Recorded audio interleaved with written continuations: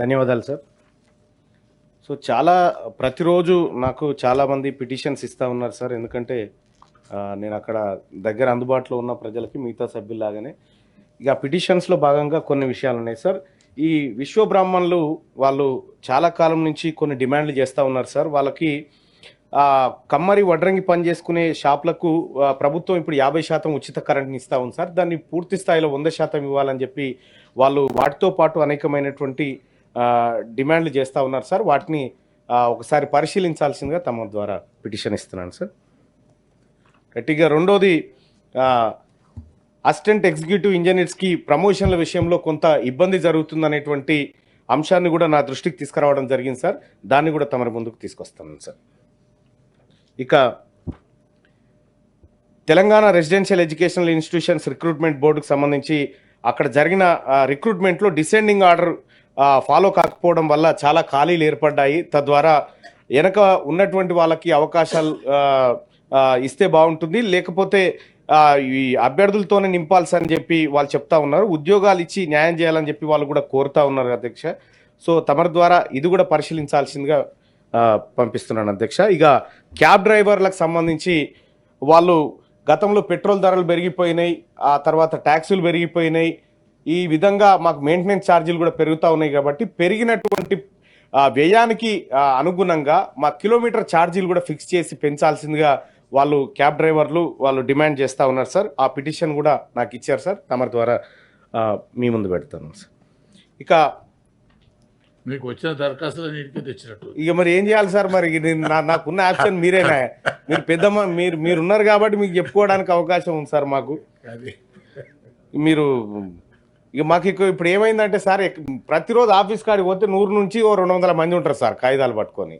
పాపం వాళ్ళ బాధలు అవస్థలు గతంలో లేకుండే సార్. వాళ్ళకు చెప్పుకునే అవకాశం ఈసారి కాంగ్రెస్ ప్రభుత్వం ప్రజాప్రభుత్వం వచ్చింది కాబట్టి చెప్పుకునే అవకాశం ఎక్కువ దొరికింది సార్.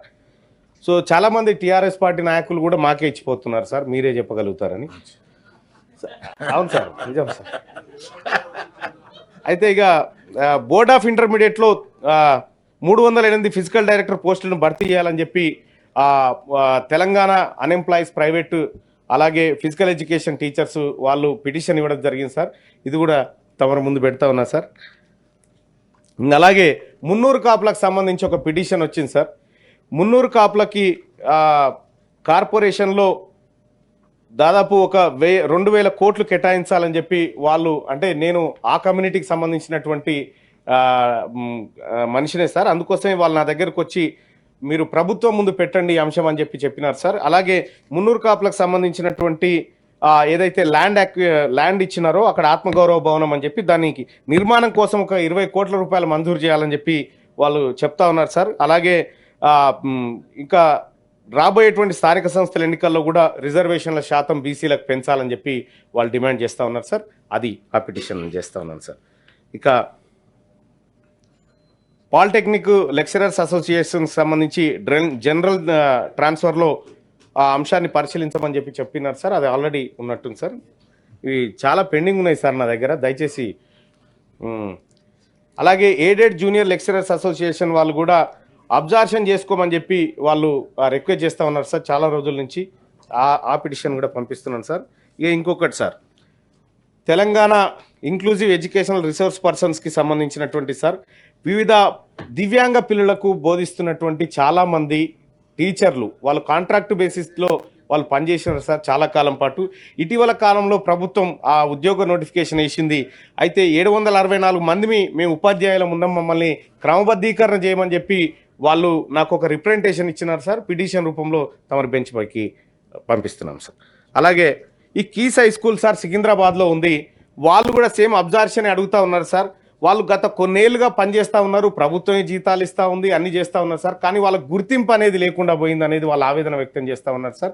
ఆ పిటిషన్ కూడా పంపిస్తూ ఉన్నాం సార్. ఇక అలాగే ఇంకొకటి సార్, తెలంగాణ రాష్ట్రం ఏర్పడ్డది నీళ్లు నిధులు నియామకాలు ఆ తర్వాత అనేకమైనటువంటి అంశాలతో ఏర్పడ్డది సార్. ఇక కళాకారుల పాత్ర కూడా తెలంగాణ ఏర్పాటులో వెలగట్టలేనటువంటి సార్. ముఖ్యంగా మీ కృతజ్ఞతలు చెప్పే అవకాశం నాకు వచ్చింది సార్. ఎందుకంటే తెలంగాణ ఉద్యమంలో నేను ప్రత్యక్షంగా చూసిన సార్. మీరు ఆ రోజు లోక్సభలో చేసినటువంటి పోరాటానికి ధన్యవాదాలు తెలియజేస్తా ఉన్నాను సార్ ఈ అంశంలో. అయితే ఈ కళాకారులు ఎవరైతే ఉన్నారో సార్, ఇంకా చాలామంది కళాకారులు మిగిలిపోయినారు సార్. ఈ సారథిలో అర్హులైనటువంటి కళాకారులను మరికొన్ని ఉద్యోగాలు తీసుకోవాలని వాళ్ళు కోరుతా ఉన్నారు సార్. ఇక భూమి ఉండి లేకపోతే వాళ్ళకి చాలా మందికి భూమి లేక జాగా లేక ఉద్యోగం ఊపిరిగా కొట్లాడినటువంటి చాలా మంది కళాకారులు వాళ్ళు కొన్ని డిమాండ్లు చేస్తూ ఉన్నారు సార్. అలాగే సినీ పరిశ్రమలో ఉన్న వారికి 15 లక్షలు సబ్సిడీ ఏర్పాటు చేయాలని చెప్పి చెప్తా ఉన్నారు సార్. సాంస్కృతిక సారథిని ప్రక్షాళన చేసి నిజమైన ఉద్యమకారులకు ఇవ్వాలని చెప్పి తెలంగాణ ఆర్టిస్ట్ ప్రొటెక్షన్ అసోసియేషన్ వాళ్ళు ఒక రిప్రజెంటేషన్ ఇచ్చినారు సార్. తమరికి పంపిస్తున్నాను సార్. ఇక ఒక్కటి రెండు అయితే అయిపోతాయి సార్. ఒకటి రెండే ఉన్నాయి సార్. రేపటికి వచ్చుకోకొని సార్ రేపటి కట్ట వేరే ఉంది సార్. మళ్ళా రేపటి కట్ట వేరే ఉంది సార్. అయితే గవర్నమెంట్ జూనియర్ కళాశాలలో పనిచేస్తున్న గెస్ట్ ఫ్యాకల్టీకి ఆటో రెన్యువల్ కన్సాలిడేట్ పే ఇప్పించుట గురించి ఒక పిటిషన్ ఇచ్చినారు సార్. అయితే కాంగ్రెస్ పార్టీ మా మేనిఫెస్టోలో కూడా ఈ అంశాన్ని ప్రస్తావించినాం సార్. 12 నెలలు వేతనంతో కూడినటువంటి ఒక ఉద్యోగ భద్రత ఉండాలని చెప్పి వాళ్ళు కోరుతా ఉన్నారు సార్. అది తమ ద్వారా పంపిస్తున్నాను సార్.